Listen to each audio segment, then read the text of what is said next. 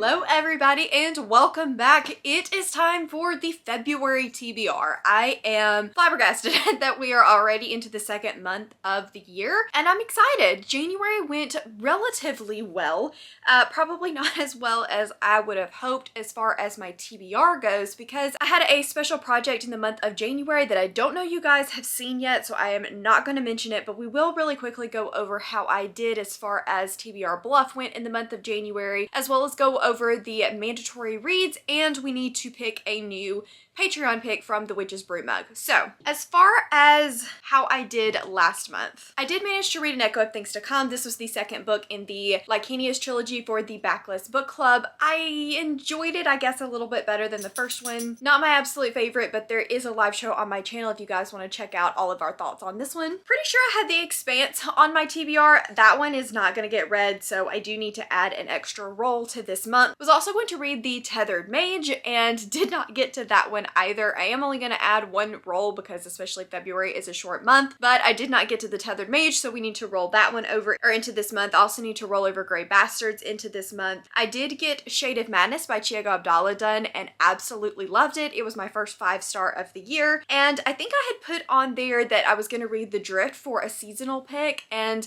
I ended up switching this one out for one in the secret project that you guys will be seeing soon, but it absolutely was wintry and definitely worked for the seasonal pick. So did not do spectacularly in the month of January as far as my TBR Bluff TBR went, mostly just because of that project, and honestly, I'm okay with that because the project was a ton of fun. I got some really good reads out of it, and we're gonna start off February strong. So, for the month of February, a couple of mandatory reads. I do need to read Tethered Mage and The Grey Bastards, both of those for Patreon picks, and I'm gonna be doing a exclusive reading vlog for The Tethered Mage. I need to read The Blade itself. This is the first book in the first Law series, and Becca from Becca and the Books is doing the entire world of First Law for Catchup Bookclub, and the first book or the first live show I think is at the end of February, so I do want to give this series a try, so I want to get this one read so that hopefully I can go to the live show for that. Also need to read the third in the Lycanius trilogy for Backlist Bookclub. Then we are finished out with that series and we'll be moving on to the next one. And I also need to read Rooksgrave Manor. I am going to be joining Steph from Steph Loves in the Cliterature Bookclub in the month of February with Cassidy from Covers with Cassidy, of course. So I'm really excited for all of the mandatory reads that I have in the month of February. We're also going to be doing 72 Hours in the Haunted House in the month of February. This is a 72-hour readathon that the Late Night Crew does from time to time that just picks a genre, and we spend 72 hours spinning wheels to get prompts for that genre. The Haunted House is going to be horrors and thrillers, and so for that 72 hours, I'm going to be reading nothing but horrors and thrillers. It is going to run from February 16th, I believe, at 7 p.m. Eastern until the 19th at 7 p.m. Eastern. So I'm really, really excited for that. It's going to be a ton of fun. We're going to be joined by Lexi and Kaylee as guest host, and I'm so excited for all the sprints and all the fun that we're gonna have. Okay, so I actually forgot to do my Witch's Brew mug. This is my patrons. Everybody that is a Witch's familiar is able to pick a book to put in the jar for me, and every other month I pull out a new pick. Grey Bastards was actually December and January's pick. I am rolling it into February, but I still need to pick February and March's pick, so thank you to everyone that joined in the last few months. Let's see what we get.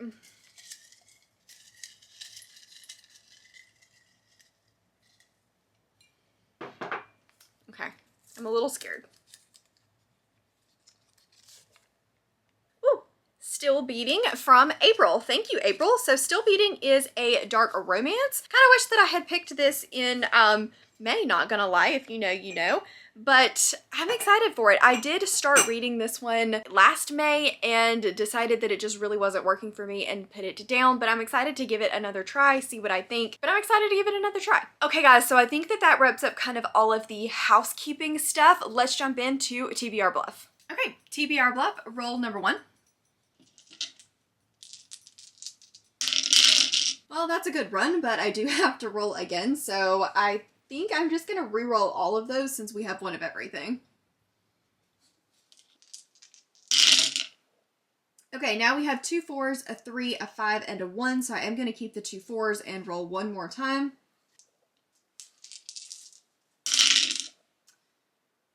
Not overly helpful. We have a 1, a 2, and a 6. Okay guys, so for roll number 1, we had 2 4s, a 2, a 6, and a 1. That is not a great hand. So probably just going to have to do something with the 2 4s if possible. And of course, I don't have any like standalone 2 4s. I have 3 4s, but not 2 4s. Oh, I do. I see it down at the bottom. Do you see it? It's a one-word title. So this is a little bit scary because it is a short month and we don't have a ton of time to get all of these books read. So fingers crossed that I can find some shorter reads that go with the things that I have to read on my TBR or fit in maybe for 72 hours in the haunted house. I'm gonna try. Let's see how I do. For roll number 1, we got a one-word title. This is actually gonna work out really well because Cassidy got me a book that she thought would be perfect for the 72 hours in the haunted house, and it happens to have a one-word title, and that is Blankie by Kellen Patrick Burke. I know absolutely nothing about this book. It says that in the wake of his infant daughter's tragic death, Dad is struggling to keep himself together. One night he hears a sound from his daughter's old room, and there's nothing in that room except for her old security blanket, affectionately known as Blankie. Blankie is old and frayed and has some badly sewn rabbits with black button eyes that appear to be staring at the viewer. The presence of Blankie in his dead daughter's room heralds nothing short of an unspeakable nightmare that threatens to take away the little light remains in Steve's shattered world. Because his daughter loved Blankie so much, he buried her with it. Interesting. It's stupid short, so I'm excited to see what this is all about. It sounds really creepy, and I think it'll work perfectly for 72 hours in the haunted house. Okay, TBR Bluff, roll number 2.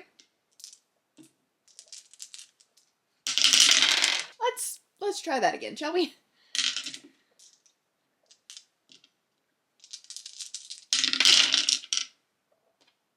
Okay, so we have a 1, a 2, a 3, a 4, and a 5. We keep getting this, and I don't think that there's a run on the board, and it's not coming out to a lucky 7 or a lucky 11 or a full house. So I guess let's just do roll number 2.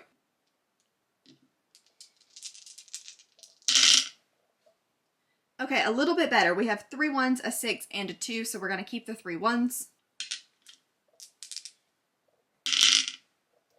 And we have a 3 and a 6. Okay, and for roll number 2, we had 3 1s, a 3, and a 6, so probably gonna have to do something out of those 3 1s. And it looks like we have 2 different options. It's either a book that I previously DNF'd or a blurbed book. Both of those are kind of hard, not gonna lie. I think I'm gonna go with a book that I previously DNF'd. Why not? Let's get it out of the way. And they're both in the same vertical line, but book I previously DNF'd will get me an extra one on the horizontal line. And remember, when I get 5 in a row, that's when I get to clear the board in the new year. So let's see if we can do it. Next up, we got a book that I previously DNF'd, and this works perfectly for April's pick because I'm going to be using Still Beading for this prompt. And I did, like I said, previously DNF this back in May. I just wasn't feeling it in the moment. It's not that it was a bad book or I wasn't enjoying it or triggers or anything like that. It just wasn't something I was in the mood for. So I'm excited to give Still Beading another try. Again, this is a serial killer type of romance, but instead of the person falling in love with the serial killer,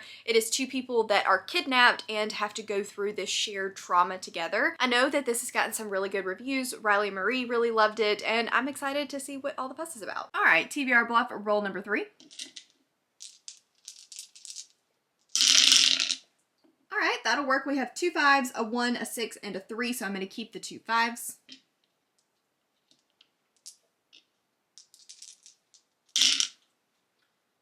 2 2s and a 5. Oh, that one's hard because I think I have to re-roll. We've got to use all 3 rolls, but what do I re-roll? Okay, I guess I'm going to re-roll one of the 2s. And I got a 2 again. Look at us go. And actually that is a full house, but we may be avoiding that prompt. So let's just see what the board looks like. All right, so for roll number 3, we got a 2, a 5, a 2, and 2 more 5s. So 3 5s and a 2. Let's see what we can make out of that. I see 2 5s and 2 2s, which is dual timeline. I also see 3 5s, which is still a book or first person. You know what? I lied. I can't do still a book because at the time that I'm filming this, I don't think anybody else has their TBR done. So I guess we're probably gonna have to go with Let's go with dual timeline because that at least gets me one more in that line. Okay, next up I got a dual timeline. And dual timeline was a little bit tougher than I thought it was going to be, just simply because sometimes it's hard to tell in books that when they're dual timelines unless the chapter headers tell you. And I was looking through and none of the books that I could find really told me whether or not they were in a present or past timeline. So I think I'm gonna go with the third book in the Lycanius trilogy for this one. This series involves lots of different timelines that are all woven together. We had flashbacks in book 2. I imagine we'll still have some flashbacks in book 3.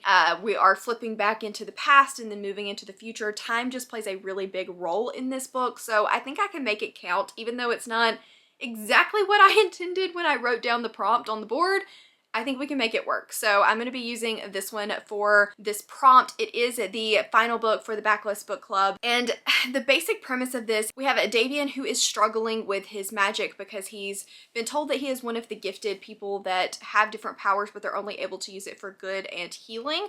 But he has always struggled with these powers. And we're in a world where the gifted and other people called augurs are kind of sectioned away and told that they can't use their powers, hunted down. There's a lot of prejudice based on a war that happened many years ago, and now there is a threat looming on kind of the edge of the world, and Davian is told that he has to take this box north in order to defeat this unknown enemy. Like I said, time plays a really big role in the story. There's a lot of convoluted timelines. People are not who they seem, and I'm excited to finally finish out the trilogy. TBR Bluff, roll number 4.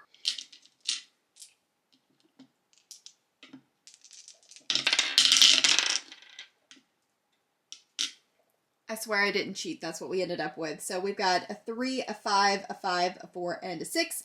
So I'm going to keep the 2 5s out again. A 2, a 6, and a 3. Apparently I'm just going to get the same of everything. One last time.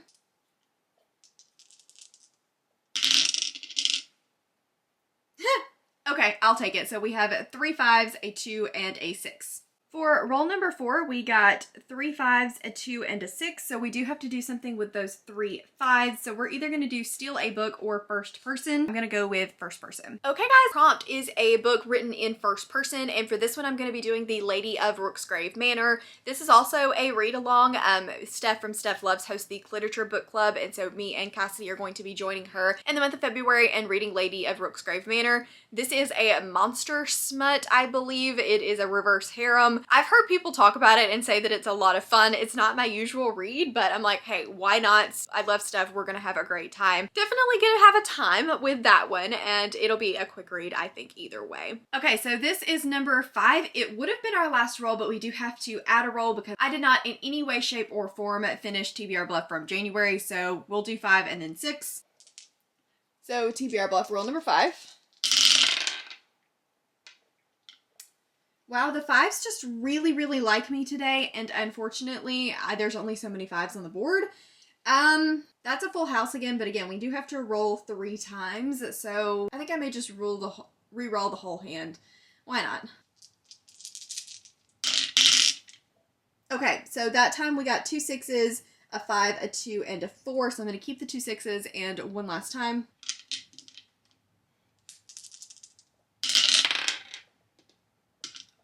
Okay, so cool. We've got 4 6s and a 1 in that one. Okay, so for roll number 5, we had 4 6s and a 1, so definitely want to use those 4 6s. I see where we could do rep, but I also want to say, yes, so new to TBR, it's also on there as well. Both of those get me 3 in a row, so I think I'm going to do new to TBR. It's just, I'm going to be nice to myself. Next up, we have a book that is new to my TBR, and I just got a bunch of books for my birthday, so it was just kind of a matter of picking which one I wanted to read. And I think I'm going to go with one that allows me to keep up with a series as well as it's been an anticipated read, and that is Lost in the Moment and Found by Shauna McGuire. This is the... I don't even know what number of the Wayward Children series. It is about kids that are troubled a lot of times and go through a door to their perfect world, but their perfect world is not always what it seems, and then when they come back into our world, they have to kind of learn how to be a part of normal society again when they're so used to living in their perfect world. It's a really interesting concept. It's kind of hit or miss for me which ones I like and which ones that I don't, but Rye gifted this to me and she just finished reading it and said that it's actually a little bit darker than some of the others, and so I'm excited excited because I'm hopeful that that means that this will work really, really well for me. And like I said, it's stupid short, so I think I can get through it really, really fast. The audiobook's on script, and I get to keep up and catch up on a series, which is very important for me this year. All right, so this should be our last roll unless we have a covered prompt. So TBR Bluff roll number 6.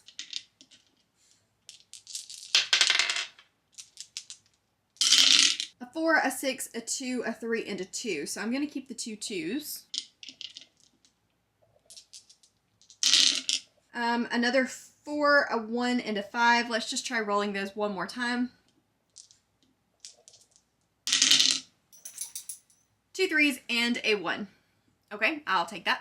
Okay, and then for our punishment roll, we got a 1, a 3, a 3, a 2, and a 2, which does come out to a lucky 11 if you count all of those up. It is 11. I double checked. So I think I am going to finally do a lucky 11, which is a book club or read along pick. Okay, and for our next roll, we got a book club pick. So I'm going to be using The Blade Itself by Joe Abercrombie for this one. Like I said, Becca from the Catchup Bookclub is going to be reading the entire First Law universe. I've heard mixed things about how I will feel about this book. Most people say that it is mostly character driven, a lot of setup and world building, and not any plot in this first one, and to power through into the second book of the series. But I have heard the characters in this are absolutely phenomenal. It is like Daddy Grimdark, kind of the epitome of what Grimdark is. There's a torturer, I think, point of view in this, and I'm excited to finally give it a try. I've had the box set sitting on my shelves for goodness knows how long, and so I really, really need to go ahead and give this series a try. I plan to try at least through the first 3 books since I own them,